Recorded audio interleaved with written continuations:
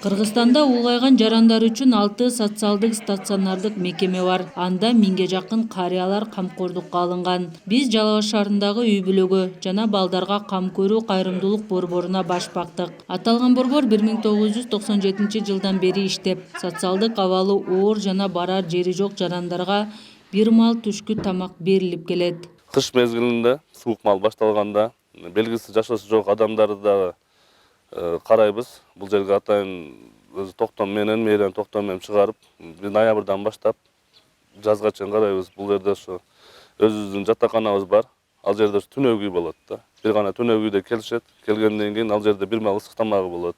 Аларга биз дагы эмесин карап бергенбиз. Постельный бельелорун, ички кийимдерин, паста, зубной паста, щеткаларынан бери карашып, баняларда түзүлгөн, алардын да чачтарын карап, эмесин лечениясын да караштырылган.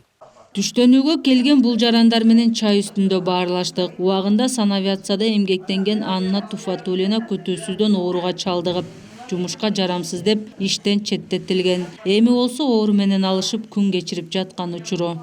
А так работала в штабе гражданской обороны. Бул жердин тамагы мыкты. Ар кандай кыйынчылыкта жашагандар келип тамактанабыз. Кызматкерлери да сылык, бири-бири менен уруша кеткендерди жошутуп турат.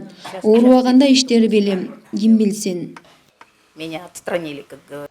Айрымдардын ден соолугу жакшы болгону менен көпчүлүгүнүн абалы көңүл сүйүнтөрлүк эмес. Кээ бирлеринин балдары баш тартса, кайбирлеринин жакындары жок. Биз өзүбүздө жашайдыган үйүбүз жок. Ошо балдар жардам берип турат. Квартирада жашайбыз. Аталган борборго ар улуттун өкүлдөрү келип, бир мал тамактанып, даам үстүндө бири-бири менен пикир алышышат. Колдан келгенче жардамды беришке аракет кылат.